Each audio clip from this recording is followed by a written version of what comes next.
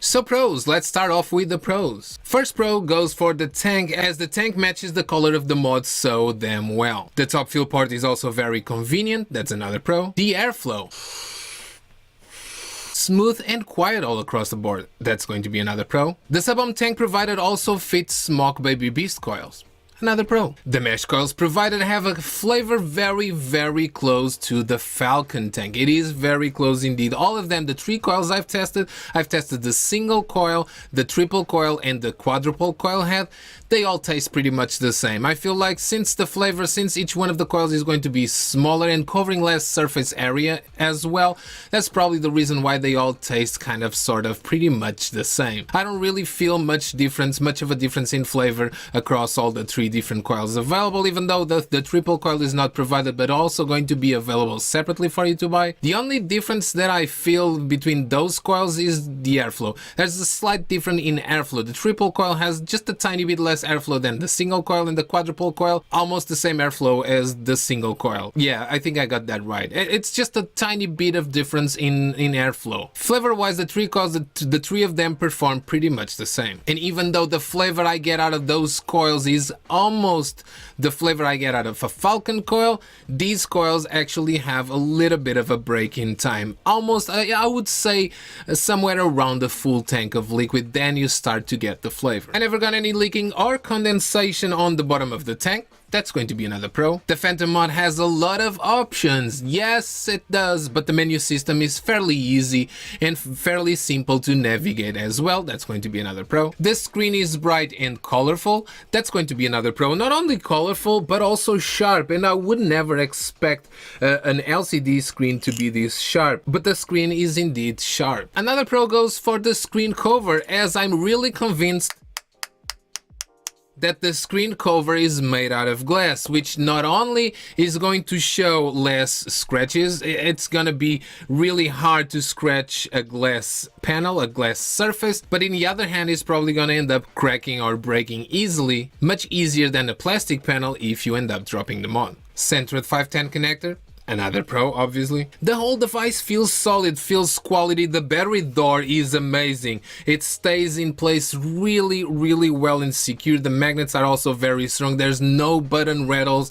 nothing wobbles, nothing wiggles, nothing rattles. Nothing feels cheap on this device. Even the letter sticker on the battery door makes this device feel quality. It does feel quality indeed, and that has to be another pro. But as far as cons, let's talk about cons, and starting with the tank, as one of the biggest cons is going to be with the tank, and kind of the same con I had before with tanks similar to this one. Because it has this kind of reservoir sitting underneath the glass tank, you never really know how much liquid you have left on that section of the tank. So you are either gonna be filling it constantly, being afraid of getting a dry heat and burning that coil, or you are gonna be doing like me, constantly turning the tank upside down and realizing that yes, I should indeed, at this point, I should indeed refill the tank. So yes, that's my biggest gripe with this tank. Meanwhile, there's another one, the fact that the drip tip is an A10 but non-gun style drip tip. It may be a subjective con, but I know a lot of you out there prefer to use you guys, a lot of you love to use the A10 gun style tips that you already have, customized drip tips. You like to use those. You're not going to be able to use those drip tips on this tank, and that may be a con for some of you. Another con goes for the layout slash themes and the menu system, as it is a bit laggy. Let's be honest, it is a little bit laggy. Going in and out of menus is a little bit laggy, and I feel like there's too much going on with the screens. There's a huge lack of better theme slash layouts. I kind of wish they would have included layouts slash themes a little bit less busy than these, and maybe with the relevant information actually bigger, being displayed on the screen with bigger fonts. And again, a little bit laggy here and there. I feel like it's probably too much for this type of chipset to push. Too many graphics, too much graphics going on for this kind of chipset to push. It handles it. It's just that you feel the lagginess. Once in a while, doing certain things, you kind of feel the lagginess here and there on the menus and on the main working screen. Another con goes for the battery orientation inside of the battery compartment, as the battery orientation doesn't really contrast with the background, which is going to be plastic. black plastic. I kind of wished the battery engravings on these devices would start to be contrasty with the background. For instance, if the battery compartment is black, the battery markings should be white. And that's pretty much it as far as pros and cons. A lot more pros than cons on this one as opposed to their previous devices. But performance wise, you can see on top in red that the device reads the resistances just a little bit higher, not really by much. You can also see in green the wattage, the voltage on the left and the wattage on the right, the wattage and the voltage output in bypass mode, so it is indeed firing as a series unregulated device. And on the bottom you can see that at 5 watts fires pretty accurate, it has a good step down. At 120 watts also fires pretty accurate indeed. At 220 watts the maximum I was able to measure was 205.8 watts with a 0.12 ohm coil, and with low batteries of course it drops a little bit, and the maximum I was able to get out of this device was 181.7 watts with a 0.12 ohm coil. In temp control, picking stainless steel on the menu and using a 316L stainless steel coil, the temperature control sucks. It is very cold. Even if you bump it up all the way up to the maximum, which is 545 or 579, something like that, it's still going to be fairly cold. So I do strongly recommend that you go manually by TCR with the TCR 0120, and you are gonna get much better results. At its lowest wattage in variable wattage mode, the delay is 6 milliseconds delay, so pretty much no delay. At its medium wattage, still a pretty flat and linear and clean DC signal, and still a 6 milliseconds delay. At its maximum wattage, an 8 milliseconds delay, and still a pretty flat DC signal. In temp control, even though you can see that it is a very smooth experience going through the liquid, it has that weird ramp up. So it kind of ramps up and then you feel like it takes forever to ramp up, and then it finally climbs. It finally gives you the temperature you are expecting, and then it runs through the liquid in a fairly smooth way. And that whole ramp up, that whole weird ramp up that you feel like it takes forever to ramp up, it actually takes 1.74 seconds. The 510 connector, more precisely the positive spring-loaded center pin, has more travel than the most common in devices ever measured by me. Regarding battery usage and battery analysis, this device is using the batteries pretty much down to 3.0 volts. One was down to 3.06 volts and the other down to 3.23 volts, and recharging them inside of the device completely unbalanced. I'm still gonna consider balanced charging, even though off by a little bit, and even though not fully charging the batteries all the way up to 4.2 volts to take the full profit out of the batteries. And I would like to see the device charging the batteries all the way up to the 4.2 volts both, and even though doing some kind of sort of balanced charging a little bit off, and that's why I said yes, but yellow, not the best. On the right you can see that recharging the Gillespie batteries inside of the device, it took 2 hours and 54 minutes to be fully charged, and it charges the batteries internally averaging 1.66 amps, which is actually pretty decent. So if I was to rate this kit, I would rate this one a B+. Pros. We'll start off with that, of course. Holds a 30mm tank on here. Pro. Battery compartment, magnets on the door, feel great, you know? Pro. Plus and minus should have been marked in white in my opinion. Con. I did it myself. The look of the device, the paint, quality of it, beautiful. I'm going to give him a pro on that. That's subjective because you might think it's ugly. For me, I think this two-tone, red into black, looks hot. Alright? Screen. Pro. That's a beautiful display it's got on there. Now there are cons with the display. As much as I like the displays on here, the font, it's so much real estate that your wattage is little tiny font. At least make one wallpaper that has bigger font for those that don't care about, you know, speedometers, odometers, and stuff like that. Now, I'm not sure it is firmware upgradable. There is memory in this storage, memory storage, which is a pro. So, are they going to release more wallpapers, or could you put your own? That information I do not have, but that would be awesome if you could. So, if you can, that would be a pro. Firmware upgradable, like I said, pro. Fires right away, instant, pro. Now, I'm going to go into a couple of cons here.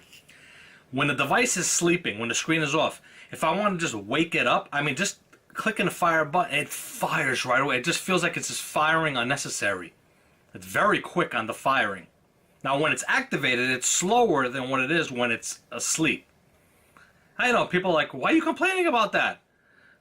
Yeah, exactly. I shouldn't be complaining about that because there's a lot of times when a device is asleep, it has a delay. This one has no delay, so... Okay, I guess we'll call it a Pro. But this device is overpowered. I was rocking this with the Engine version 2. And the build I have in there, offhand I can't remember what I have, but I vaped that build on DNA device, all devices, 75 watts. On here, 75 watts is too much. It feels more like 90. Yeah, 90 to 100. It's definitely overpowered device. So this is where I'm going to the coil, which is, see that, it just fired when I activated just to see the screen. I'm vaping the coil at 65 watts, which is rated at 85 watts. At 65 watts, it feels like this tank, if I put it on another device, feels like almost 80 to 85 watts. So, overpowered on a device. So, some people might be like, oh, that's awesome. Better overpowered than underpowered. No, it should be a standard. There should be a standard. You know, so maybe with the firmware upgrade, they could correct that and make it fire actual wattage instead of being overpowered. Now, I'm not sure if the overpowering was done for it to fire quicker. Not sure. I'm not a techie, but it just seems that way to me. And for my final Pro, I like this screen right here. When it like goes into this screen with the clock, I like the way that looks. It looks pretty nice. Now, going back to what I was talking about, how it fires when it's off, but right away, immediate power. Not bad. Not bad of a device from Rev-Tech. I'm kind of digging this. Kind of like the looks of it. Like all the different colors they're offering. It's a nice device, but it needs to be upgraded. It needs firmware upgrading on the power, like I said before. Other than that, I think it's a pretty dope mod. Also add a wallpaper. Something with bigger font, in my opinion. But other than that, not bad. Now the question is, Twisted, how does it vape? Okay, and I gotta say the mod vape's fine. It vapes fine. Like I said, the fire button's a little touchy and it has stuck a couple of times. But the mod, as far as the board and everything, how it fires off, it seems to be fine. It seems a little rowdy in some settings, I will admit, but it seems to vape fine. No issues. Resistance seems to check out fine. Everything's cool. This thing is firmware upgradable. So that is something cool to know. But as far as how the mod itself vapes, it vapes good as far as I can tell. Now, the tank, the Drift 2 tank, vapes good as well. These mesh coils that they got for it, all of them are great. Now, I haven't been able to max any of them out. I did use this whole setup the whole time I was out of state on my vacation. And I've been on I think I'm on the quad coil now.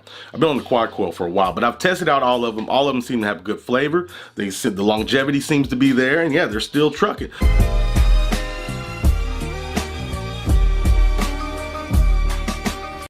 As far as pros, I gotta say, I dig the design, I dig the paint job. I love the fact that the tank matches the mod perfectly. They use the same metals or something, I don't know. They got the paint dead on, so good there. The buttons, to get into the menu, not bad. It's pretty simple. You don't make too many mistakes. It's easy to do a few things. There's some quick settings, to sort of speak. I love the big screen. I really do. I wish it was a little bit brighter. I do wish it was a little bit brighter. The screen looks great. I love all the dashboards, all the stuff you can customize. The vibrating function is kind of a gimmick, but not a super big deal. It's good that you can turn it off. And of course, they got firmware upgradability, so they could add other features, tweak some things, kind of come back and refine some stuff, all right? And as far as the Drift 2 tank, it vapes great. We discussed that and so forth, okay? Now, as far as cons, one thing I got to say, the size. It's big and heavy for dual 18650. I mean, sure, it's 220 watts, but for its power and for the batteries that it takes, this thing is huge and heavy. But I didn't mind. I've been rocking it. I got big man hands, but for people with little dainty hands or smaller folks, you might not want to rock with this bitch every day. It'd be like lifting a dumbbell, you know what I mean? So there might be a con. As far as the tank, like I said, not being able to see your juice down there, starting to get paranoid and everything, that's the only other con I can say about the tank. Other than that, people, yeah, that's all the pros and cons I think that I can think of, okay?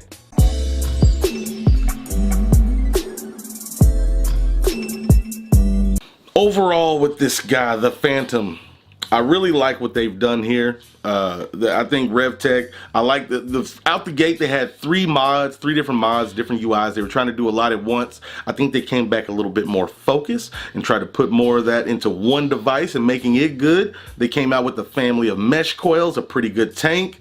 I think overall this is a very good little piece, and I kind of like the car inspired roots, even though some of the stuff on the website's a little cheesy.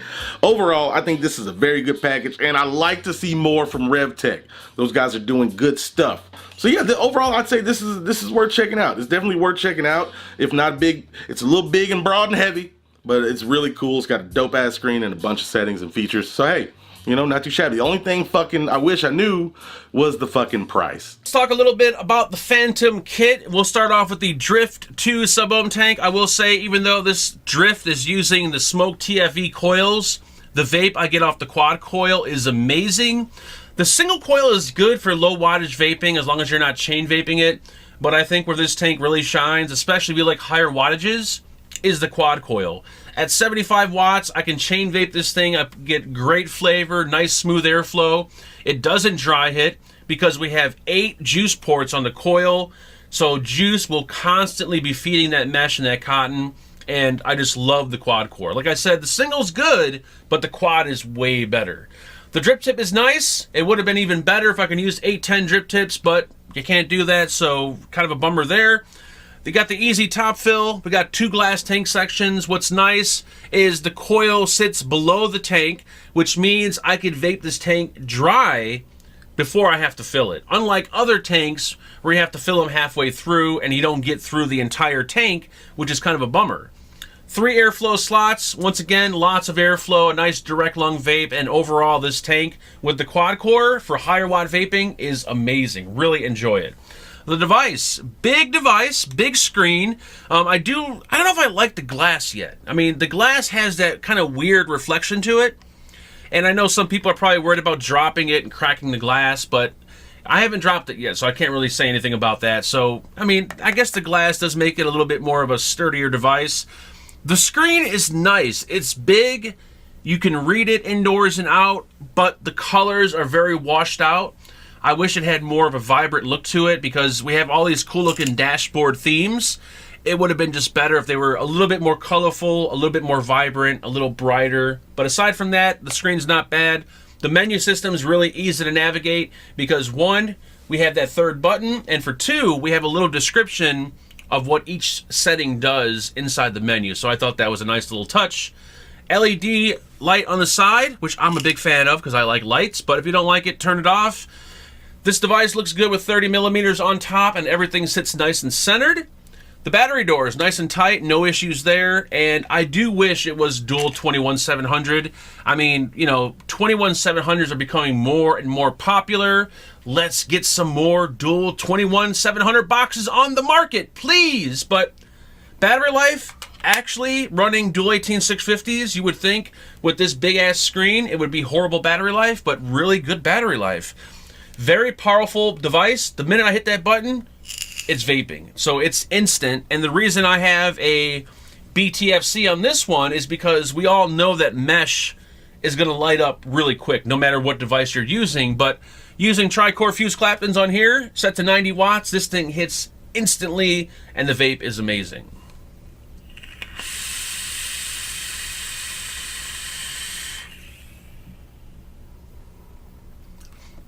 A very powerful device. This thing is awesome, guys. I shit you not, it's awesome. It is a little big, it's kind of heavy, but it's actually a really nice looking device. My only disappointment is probably going to be the fact that it's not dual 21700s and the fact that it's not on pre-order anywhere. We're back from the close-up on the Phantom 220 watt kit by Rev-Tech. How do I feel about it? I really like the different GUI displays that you can pick. There is a crap ton of them. Love that. Amps on screen. Big pro on that. Fires super fast. Big pro on that. 30s go on top of any overhang. Pro on that. No battery rattle. No button rattle. Pro on that. I can read the screen daytime, nighttime. It doesn't matter. Pro on that. The door. It's a nice door. Goes on nice, good to go. Pro on that. It's a little bit bigger. It's a little bit heavier, beefier than your typical Dual 18650 mods. There is a lot going on with this mod. The sub-ohm tank, the Drive 2 sub-ohm tank. Now, it kind of wicks like an IDTA. You know, it wicks down below. You can see the liquid up top, and it wicks down below, and then, you know, all that. This thing leaks like a sieve. It does. If you leave it overnight like that, it will leak all over the place. So just take it off, put it upside down, put it on a table, you're good to go. But the coil heads, you got, I showed you the 3 different bags of coils you can get. 0.15, 0.15, 0.18, 1 bang, 3 bang, or 4 banger. I got the 4 banger in there. Mesh coil heads, Opti Max chipset in it, but the mesh coil heads, man, are banging.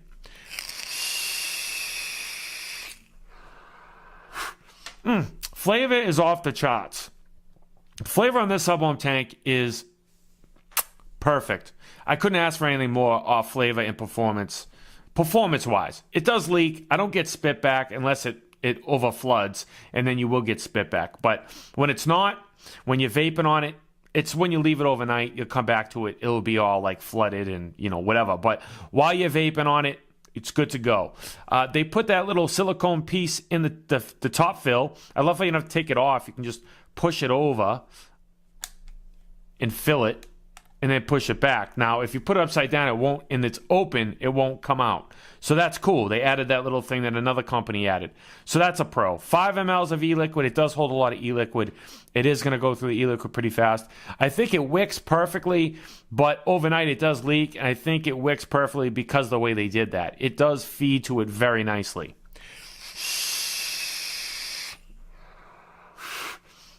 Great flavor on it. I mean, great performance off the sub-ohm tank. Now, the mod itself, like, you have all the different... It's a tinkering device. Like, you have a lot of different modes.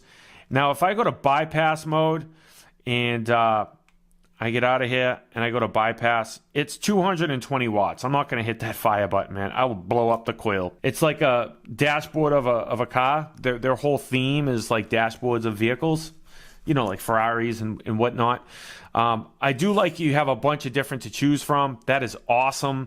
Amps on screen's awesome. Puff counter, second counter, volts, amps, resistance, wattage, temperature, the mode. Everything's on screen. Big pro. Nice little light that changes color. It's a nice clicky fire button. It's a 4-menu system, USB for charging and upgrading. All that's good, dude. It's awesome. It's got a 2.8-inch LCD color screen covered by quartz level hard Panda glass. So this thing is not going to like break. It's beefier than their other kits that they've come out with in the past. Big pro on that. It's got a bigger memory for dashboards. So that's how they're getting all those different displays, is because it has 32 megabytes of memory in this mod. So that's why it's bigger, beefier, heavier. There's a lot going on with this mod, and I like what they're doing. It's onboard memory. You know, you don't have to put a flash stick card in there or anything like that. You can turn on or off the vibration. You can turn on and off the light. You can turn on and off, all the different options that you have with this kit. So that's a pro. There's 10 different display options, 10 of them. Man, vape's great. Customize the light. I have it going like rainbow, a bunch of different colors. It's a grippy fire button. It's got some like nice grippiness to it. I love the fire button on this. I really, really do. It has this like pin number thing. There's a lot to this mod. So it has this like pin number thing where you can put a pin on it, and then, if somebody, I guess, steals your mod or something, or wants to use your mod, it might be good. I can see the point of using it. It might be good for like if you have kids around. If you have a bunch of young people or a family that don't, you don't want them getting into the mod and hitting it by accident and messing with it. That's where the pin lock function comes into play, and you can put a pin on it. If they don't know the pin, they can't turn it on, access it, hit the button, and have, maybe malfunctions in the household. So I like how they added it. It is a nice little, feature. But if you don't have those issues, I would highly recommend to turn that off because it is annoying. Every time it goes to sleep and you wake it up, you're going to have to put that pin in. It's really annoying. But it's good if you have like family around and whatnot. So available in 2 ml version. It looks like a little IDA. It doesn't have this top. It looks like the glass is gone. It's just right here. It looks like an IDA. That's the 2 ml version. So if you live in the UK or something like that, you can definitely use it. They have an S2, an S1, and S4 as well. Those are regular standard coil heads. But the ones I showed you are mesh. Any cons to it?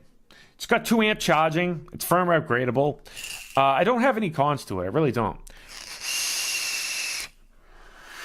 If a mugger stole my book bag and I was on a train and the Phantom 220 kit was in it, I would definitely go out and buy it. The sub-ohm tank, the mod, the kit, I would definitely go out and buy it. I like it a lot. Good points with this.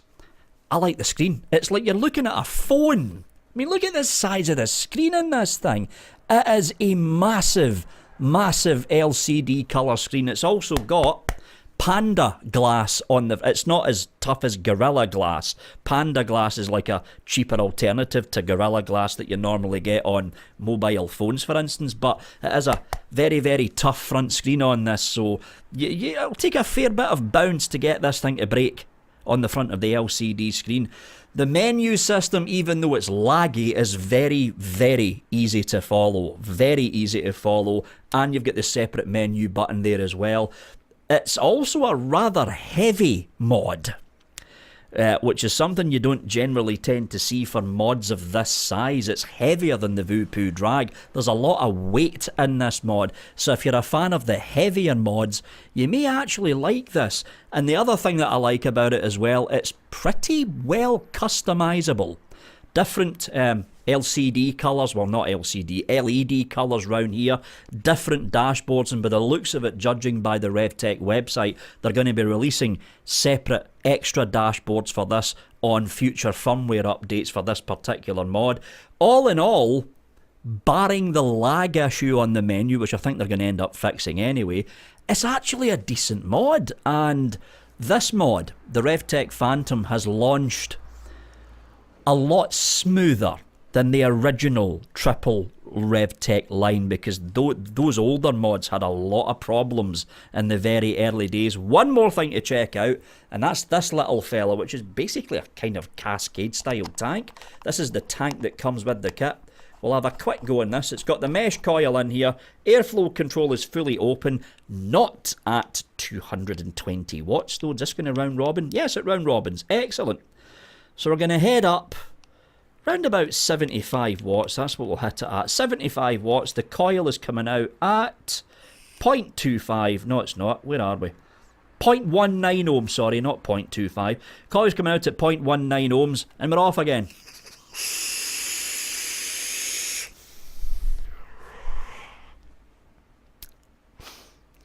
Can't fault it for flavour. You really... It's a mesh coil, of course it's going to have flavour.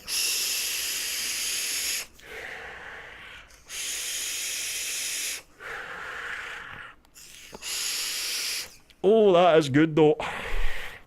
And I have noticed as well, this is the 10th or 11th tank that I've ran through this same coil in here. They're not using as much cotton as a lot of other coil manufacturers are using for their mesh coil. It's a very thin strip of cotton that's running around the mesh coil in here, which means break-in time for the tank and a half.